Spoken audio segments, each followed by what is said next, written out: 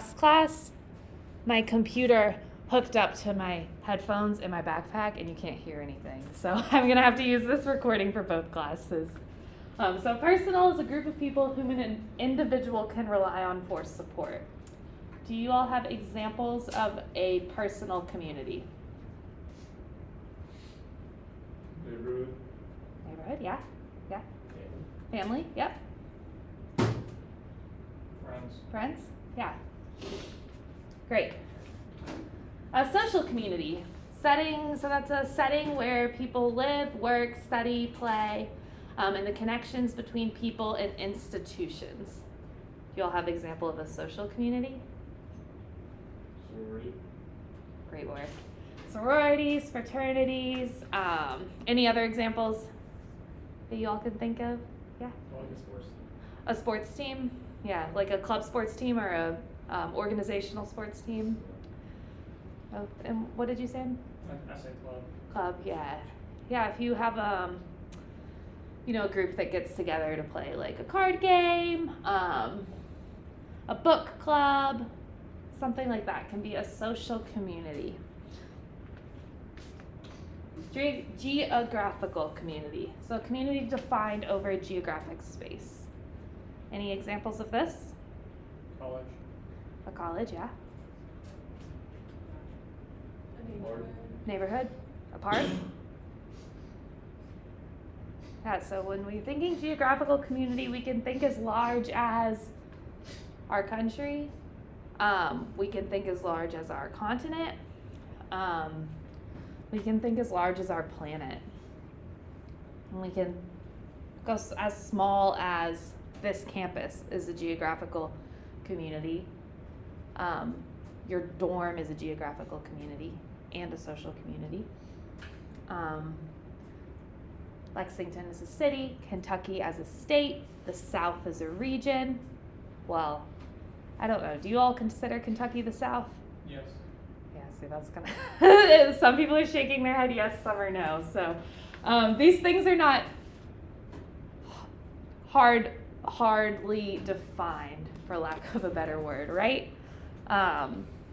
Some people consider Kentucky the Midwest. Some people consider Kentucky the South. But when you all are thinking of your projects, like in the community you're writing about, like you can make the argument for that community. Like if you want to write about Kentucky as part of the South or as the Midwest, you can do that. I'm just going to ask you to defend yourself in doing so. An organizational community, so a community bound together by an affiliation and acceptance into an organization. Any examples of an organizational community? Sports teams. Sports teams, definitely. Online communities. What was it? Some online communities. Online communities, yeah. Being a student here at the university, I think what's important thinking, again, categories are not important to me at all, but just to get you all thinking, like, I was accepted as a student, so I'm a member of the student organizational community at this school, but I also am a teacher, so I'm a member of the faculty organization at this school. I'm a member of the WRD department, but I'm also a member of the English department. So those are a few of the organizational categories I'm in. And I think like a sorority, a fraternity would fit into this as well. Interests, so people who share a common passion or interest. You all have some examples for that?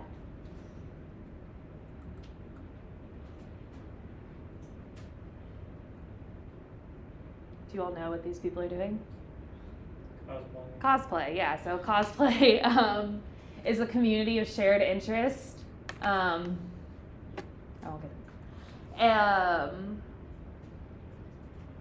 Fans, like maybe you're not on a sports team, but you're a fan of a sports team. So like Kentucky football fans, Kentucky basketball fans, Bengals fans.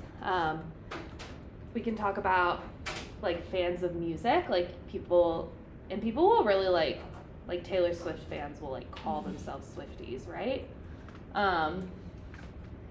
You know, some people said they were like a gamer, like that would be an interest community. So again, not important that you guys really categorize these, just give you some more ideas of all of the things you could potentially research. So I have a student who wants to write about gym rats as his community. What categories would you all put that in? Interests, yeah.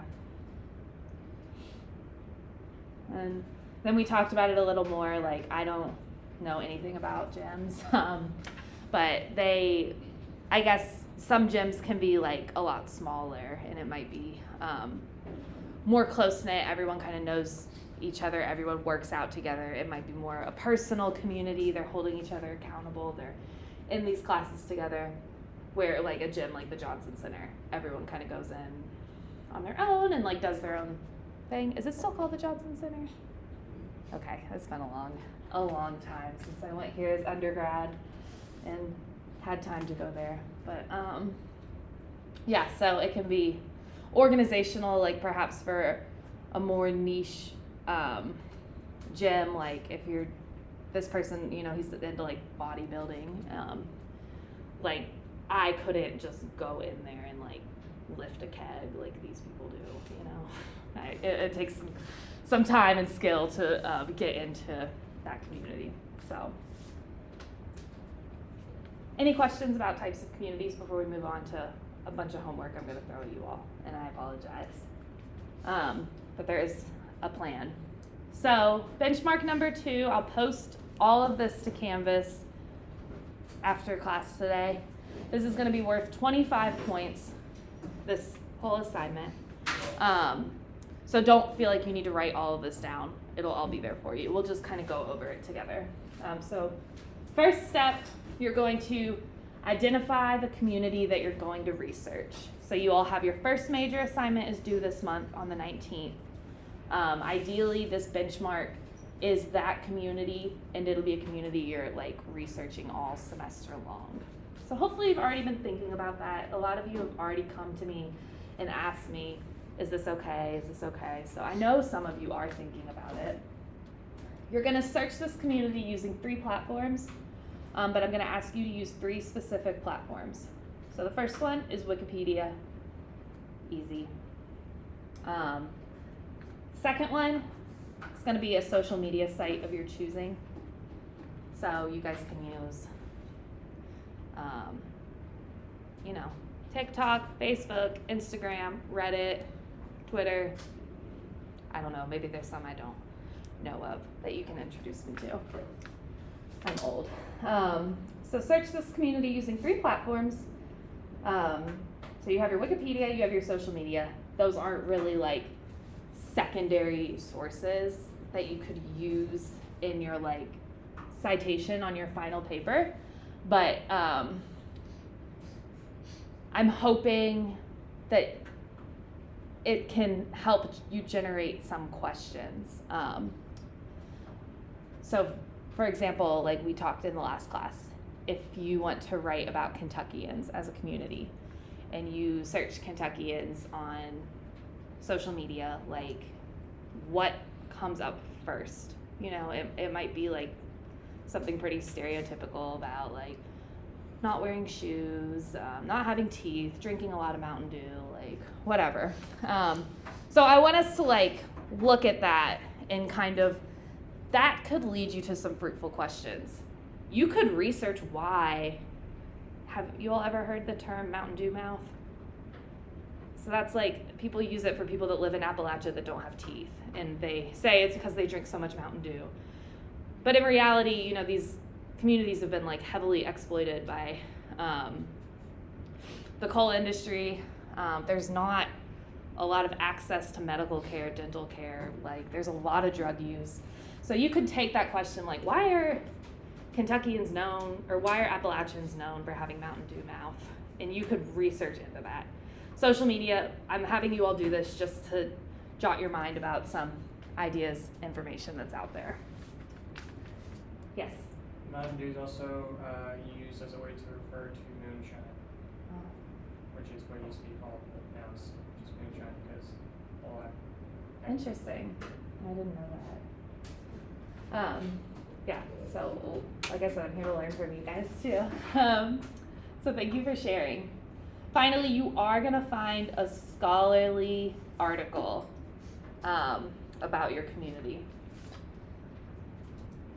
This is a great resource. Have you all used InfoCat before? I want to show you this. So just type in InfoCat when you go to Google. Sign in. I'm going to use my. Okay, cool. It signed me in already.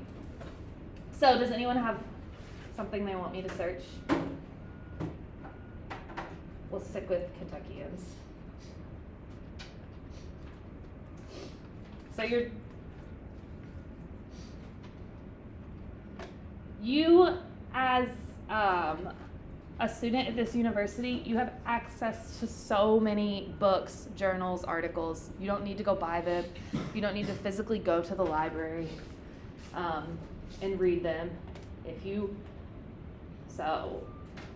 want to write about Kentuckians that were at Pearl Harbor, you can click here, online access, read it, or download this book. Again, you might know, there, it's all there for you. You can search it for something specific. Yeah, so maybe you know you want to write about Kentuckians, but you see that and you're like, oh, that could be interesting, and that's more specific. And this is all to help you.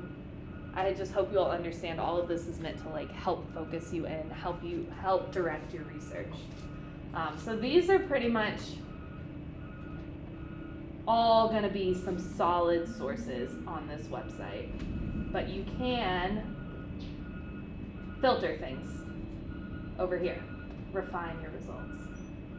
So you might want peer-reviewed journals, that's a scholarly journal.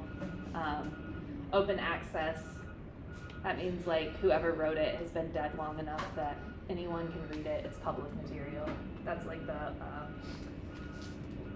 and held by the library, so this would be at Willie T, but you'd have to go pick it up physically, or full text online. So you can filter that way based on access. Images, that might work as an artifact, but we're looking for an article here, so we can exclude images. Books, yes. Newspaper articles, yes, but keeping in mind they could be like an op-ed, that's someone's opinion, and not factual. So you need to like use a discerning eye with newspaper articles. If you read an op-ed by the New York Times that someone is saying like Kentuckians are ruining this country by keeping Mitch McConnell in power or whatever, like that's an opinion, you can read it, but it's not like scholarly. It's not factual, informational. Book chapters, so maybe it's a larger book with one chapter that's about Kentuckians. That would work. Articles would work. I don't know what a text resource is. I will be completely honest. Short story criticism, yeah. Don't use that. You will, like, I'm showing this to you all as a resource. I'm trying to give you like some information, some help in like navigating it, but we're not going to go through every single thing and say yes or no, yes or no. Part of the skill we're going to learn here is how to research. A dissertation, that's fine. Do you all know what a dissertation is?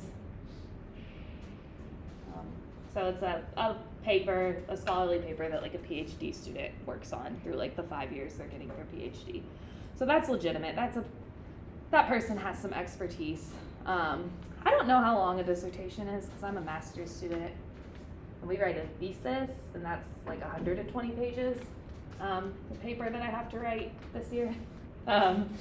But you know, you can consider them an expert. They're researching, they're studying. You could use a dissertation. Yeah. What is it you're writing your paper on?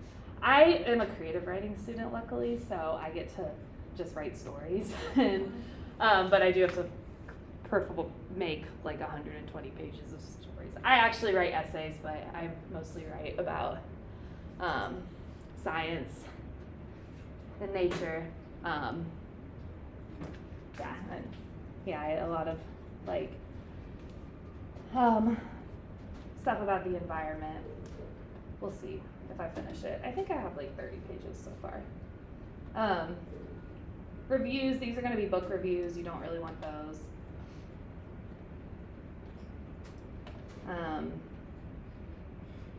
Journals are good. Newspaper, we already talked about. Audio, maybe that's going to be more of a primary source if you look for like an oral history.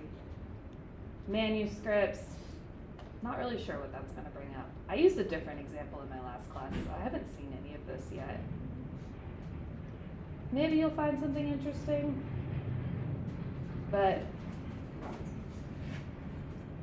sticking with articles, journals, that's going to be your best bet. But if you're doing something really niche, you might have to explore a little more. Conference proceedings, so that would be someone's like presentation they gave at a conference. You could use that. But let's look at articles. Just interesting things that you all can find. This is a scientific journal. So many different things you can see about your topic. Journal of Rural Health, Journal of Criminal Justice. Like, there's a lot of angles you could take your research in. But I'm just asking you to find one. You don't have to read the whole thing. I don't want you guys reading like hundreds of pages for this. But find one that is readable to you, skimmable to you, interesting to you. So you're gonna look at those three sources, right? I'm gonna create an assignment that you're gonna post to a discussion board about your discoveries. I'm gonna put some things in there like things that you can share are fake news you find about this community on social media, something new you learned about this community, contradicting information you find. If one source says this and another source says something completely different, that's interesting. If in this research you figured out a direction for your project, you can share that. I don't have a specific writing prompt, but I do want it about 250 words, kind of what this process was like for you, what you went through. I want you to link all three sources because this project is going to do a couple things for us. One, just get us thinking, get new ideas in. Two, I'm going to look at your scholarly source and I'm going to catch it early if you guys are using things that I would not accept on your final project. So I'll look at what you linked. You won't get marked off on it, so don't stress about that, but I'll tell you, hey, like, this is a book review or this is not a legitimate source. Here's why, because some of that just comes from experience. And three, I just want to make sure you're thinking about this project. And four, I'm required to give you all benchmarks as part of the curriculum, so we have to do this anyways. So you're going to post this class, so not this coming Monday, but the Monday after. This is a little different because usually I make things due by midnight. This one's going to be due by 10 a.m. on Monday. So if you don't post it by 10 a.m., I'm going to mark you 10% off. Try to get it in a day before, a couple days before. I'm only doing that because we're not going to have class that whole week, actually. So you're going to post it to the discussion board. I'm going to give you all instructions on how to peer review each other's responses. So basically Monday and Tuesday, at some point, you're going to have to comment on 3 of your classmates' post. And we're going to go over this next Friday, so I'll get more specific, but I'm going to have you all look up the same community on the same social media platform, because I want us to talk about like how algorithms can affect the information we get and see whether the same post comes up first or not on your algorithm. Maybe think about how that changes it. Think about how that affects the way people are receiving information like in our world today. I learned that people like look up news on TikTok before Google now. Do you all do that? Okay, good. I'm getting it, but I don't really pay attention to it much as an officer all the time. Yeah, like I heard someone will hear something happened and they'll go and look it up on TikTok instead of like the news first. And I was like, whoa, that's crazy to me, but I don't know. But I just want to talk about that. I think it's important. And then I'll also have you all suggest like, here's some questions I have about this community. Like, but you all will have to reply to each other Monday and Tuesday. That's why I'm being so strict with this deadline, so that people have time to reply to you. Questions so far? Again, all of this, it's a lot of information. It'll all be on campus. So short writing, number 3.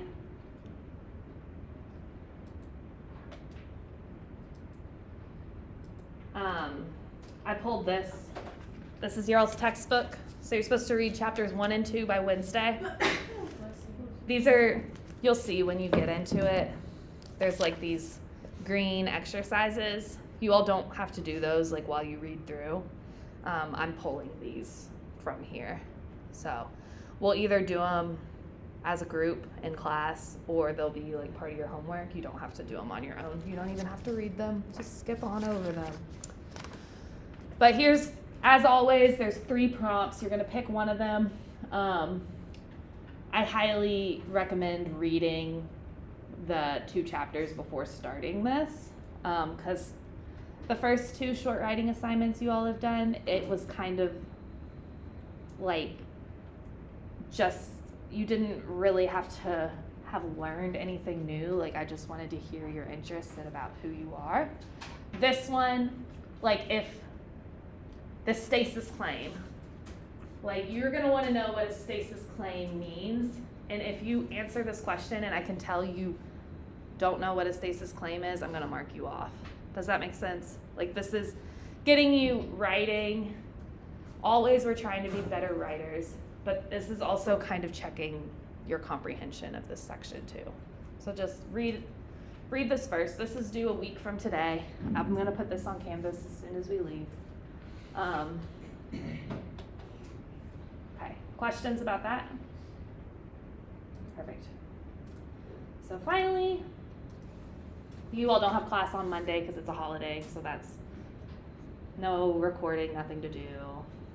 Have fun. Then we'll have class Wednesday. We'll discuss the reading. So I really encourage you all to do that reading and look at the short writing assignment before Wednesday, because I'm not going to go over this chapter with you Wednesday. We're going to kind of work in groups. But if you all have questions, you don't understand something, you should ask me then so that you can do your short writing by Friday and get full points. So Wednesday, we'll do a group activity. Friday, we will go over peer review and kind of what you all are expected to do with peer review. Then the following week, there's going to be no class for the whole week, but you all will have an individual conference with me. That'll either be on Zoom or in person. My office is in Patterson Office Tower, or we can like meet somewhere on campus for coffee or whatever. But it'll be a 15-minute appointment. We can go longer. It might not take the full 15 minutes, but I'm going to send out a Doodle link. Have you all ever used Doodle before? It's basically just going to be a calendar, and there's going to be like slots of times that I'm on campus or available to meet.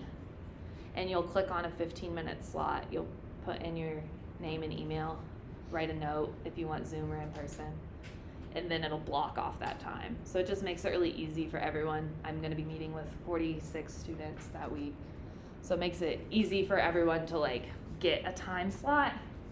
You're going to meet with me twice. So this is the first one to kind of talk about what you're initially thinking, talk about what you think of the class, your goals, just like get to know you all. And then we'll meet closer to your final project to make sure you're on track, you have your multimedia project going, etc. So you're meeting with me twice. Each meeting is worth 25 points. I just point that out because coming to class for 1 week is 6 points. Making this meeting and showing up to it is 25 points. Any questions about that? Yeah. Wait, when do we have to read the like 2 chapters? By this coming Wednesday. So it's on what day is that? 7? Yeah, so next class we meet, have those 2 chapters read. Then that Friday, short writing assignment. And then Monday. I'll make sure this is all in the syllabus too. And you just have to like, read the 2 chapters, you don't have to like write anything about it. Nope, the writing that comes from those 2 chapters is due on Friday. Okay. Wednesday, I just want you all to read them. I want you to be able to ask me any questions if you're confused about anything so that you can do this writing due Friday. And then the benchmark is due Monday, but at 10 a.m. So try to do it over the weekend or by Friday.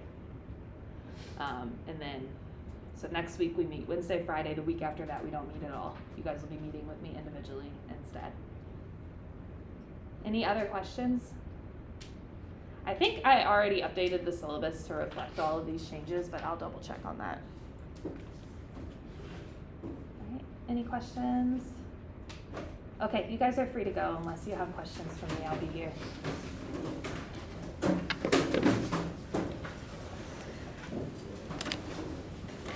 And safe travels and good luck if there's any athletes competing this weekend. For sure it's home. I think we have one football player in here, but he's not here today. What? For sure it's home this weekend. Yeah, it Because is. I have to have my car. Yeah, So I have to go down and do my car. yeah.